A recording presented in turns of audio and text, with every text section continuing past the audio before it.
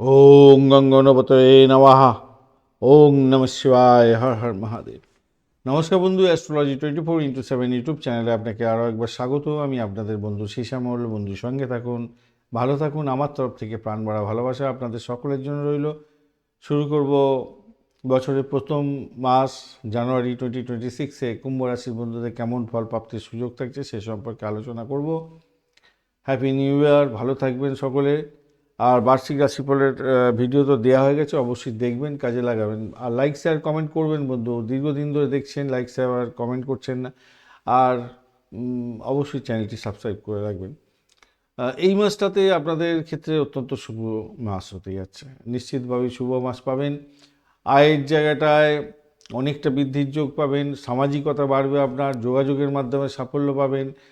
খরচ নিয়ন্ত্রণে রাখুন, আত্মসমালোচনার মাস, ভালো করে এগোবার চেষ্টা করুন, ভালো হবে। গোচরের যে কচকচানি আর যাচ্ছি না, আপনারা অনেকেই ভিডিও হয়তো অনেক দেখে ফেলেছেন, তো আমি ডাইরেক্ট একদম আলোচনায় যাই। এই মাসে এতে তো লাভ হবেই, লাভ হবেই, শক্তিশালী জায়গা তৈরি হতে যাচ্ছে। 13 থেকে 17 তারিখে পুরো অনেকগুলো গ্রহ একসঙ্গে আপনার চেঞ্জ করছে, মানে স্থান চেঞ্জ করছে। সেক্ষেত্রে রবি, বুধ, মঙ্গল এবং শুক্রের একটা বড় প্রভাব আপনার মধ্যে পড়বে 13 থেকে 17 জানি পরপর, মানে 11-12 আমরা একাদশ ভাব, দ্বাদশ ভাব, এরকম একটা পরিস্থিতি তৈরি হতে যাচ্ছে। সক্রিয়ভাবে কিছু খরচ খরচা হতেই যাচ্ছে, নিঃসঙ্গতা সেক্ষেত্রে হবে, অন্তর্মুখী একটা ভাব আসবে সেকেন্ড হাফটা। তো ফার্স্ট হাফটা আপনাদের ক্ষেত্রে অত্যন্ত সুবিধাজনক জায়গায় থাকবে আর কি।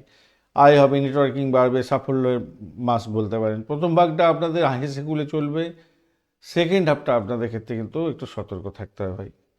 বিদেশে যোগাযোগের মাধ্যমে দ্বিতীয় ভাগটা আবার ভালো ফল পাবেন। ইম্পোর্ট এক্সপোর্টের ব্যবসা বাণিজ্য বা বিদেশ সংক্রান্ত কাজকর্ম, এই সমস্তগুলো ক্ষেত্রে ভালো হবে।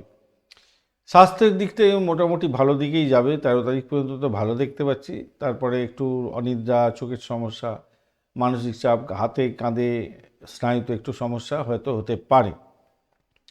প্রাইমারি শিক্ষার ক্ষেত্রে যেটা দেখা যাচ্ছে আপনাদের ক্ষেত্রে মোটামুটি ভালোর দিকে যাবে, নিশ্চিত সাফল্য পেতে যাচ্ছেন, এই মাসটা খারাপ নয়।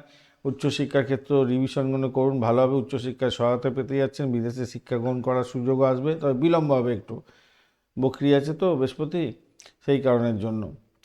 আর অর্থ সংক্রান্ত ক্ষেত্রে প্রথম হাফটা তো অত্যন্ত ভালো, আয় বৃদ্ধির যোগ থাকছে। ব্যয়টাকে শুধু কন্ট্রোল করুন, 13 তারিখের পরে খরচ খরচা বাড়ার সম্ভাবনা আছে, সেই জায়গাটা একটু কন্ট্রোল করতে হবে আর কি।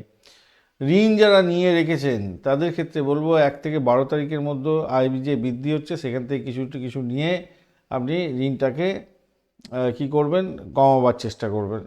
আর ঋণ নিতে যাবেন না এই মাসেতে, মাথায় রাখবেন। আয় বৃদ্ধি হতেই যাচ্ছে মোটের ওপরে, রাহু আয় বৃদ্ধি করাবে, ব্যয়ও করাবে যা দেখতে পাচ্ছি। 13 তারিখের পরে নিশ্চিত জানবেন খরচ বাড়তে চলেছে, তো সেই জায়গাটা কন্ট্রোল করে আগে থেকে প্ল্যানিং করে নেবেন। গাড়ি বাড়ি যারা কিনতে চাইছেন, ইচ্ছে আপনাদের জাগবে, বাস্তবতা জাগছে আজকে এই মাসটাতে। তো জানুয়ারিতে আমি বলবো কেনাকাটি বন্ধ রাখুন, মার্চ এপ্রিলে গিয়ে কেনাকাটি করুন, সেক্ষেত্রে ভালো হবে। চাকরির জায়গাটার ক্ষেত্রে ইনক্রিমেন্ট, বোনাস প্রাপ্তির সুযোগ থাকছে। 14 জানুয়ারি পর্যন্ত অফিস পলিটিক্স থেকে দূরে থাকুন। আপনার চাকরিতে পরিবর্তনের চিন্তা ভাবনাও আসতে পারে গোপনে, এই জায়গাটা মোটের উপরে ভালো। ফার্স্ট হাফটা তো ভালো, চাকরি চেঞ্জ করে অন্য ভালো জায়গায় চাকরি পেয়ে গেলে এগুলো ভালো। ব্যবসা বাণিজ্যের জায়গাটা আচ্ছা, চাকরির সেকেন্ড হাফটা কিন্তু খুব সচেতন থাকবেন ভাই, খুব একটা ভালো বুঝি না, একটু চাপের মধ্যে পড়ে যেতাম, কাজের চাপ ভীষণ থাকবে। এবং যদি আপনি পরিবর্তন করতে চান সেক্ষেত্রে তো পরিবর্তন হওয়ার সুযোগ আছে, কিন্তু নতুন জায়গায় গিয়ে আপনাকে একটু প্রেশারের মধ্যে পড়তে হতে পারে। ব্যবসা বাণিজ্যের জায়গাটা নেটওয়ার্কিং, অনলাইন ব্যবসা তো অত্যন্ত ভালো হতে যাচ্ছে। 13 জানুয়ারির পরে নতুন ডিল স্থগিত রাখবেন। পুরনো ক্লায়েন্টের থেকে যা কিছু পাচ্ছেন সেগুলোকে নিয়ে একটু আপনাকে শান্ত থাকতে হবে আর কি। প্রেমের জায়গাটার ক্ষেত্রে বিভ্রান্তির শিকার হতে পারেন, কেতুর জন্য একটু একটু খেয়াল রাখতে হবে। পুরানো প্রেম ফিরে আসার সম্ভাবনা ফার্স্ট হাফটা তো থাকছে। গোপন সম্পর্ক এই মাসটা এড়িয়ে গেলে আপনাদের ক্ষেত্রে ভালো হবে ভাই। দাম্পত্যের জায়গাটার ক্ষেত্রে দূরত্ব, ভুল বোঝাবুঝি কিছুটা হলেও সামনে, আমার মনে হয় না খুব একটা সমস্যা হবে। খোলামেলা আলোচনার মাধ্যমে সমস্যা মিটিয়ে ফেলতে পারবেন, ধৈর্য ধরে চলতে হবে আর কি। খুব একটা খারাপ দেখতে পাচ্ছি না। তো সেকেন্ড হাফটার ক্ষেত্রে একটু সমস্যা আছে, ফার্স্ট হাফটা অতটা অসুবিধে নেই। পারিবারিক দিক থেকে দেখতে গেলে কথার ভুলভাল কথাবার্তা বলে আপনি পরিবারের সদস্যদের সঙ্গে সমস্যা তৈরি করতে পারেন। বয়স্ক ব্যক্তিদের সঙ্গে তাদের দিকটা একটু খেয়াল রাখবেন, তাদের স্বাস্থ্যের দিকটাও খেয়াল রাখার দরকার আছে। ভ্রমণের জায়গাটা দূরপাল্লার ভ্রমণ, বিদেশ যাত্রা এগুলো ভালো। 18 থেকে 27 তারিখ পর্যন্ত বেশ ভালো দেখতে পাচ্ছি। খরচ বেশি হবে যদিও বা, কিন্তু 17 থেকে 27 তারিখ, 18 থেকে 27 তারিখ, 18 তারিখ থেকে 27 তারিখ জানুয়ারি ভালো হবে।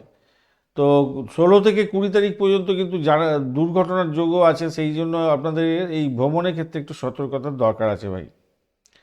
হাতে পায়ে চোট লাগতে পারে, গাড়ি যারা চালান তারা কিন্তু একটু সচেতন থাকবেন, সতর্কতার সঙ্গে এগোবেন আজ এই মাসটাতে, এই 16 থেকে 20 তারিখ।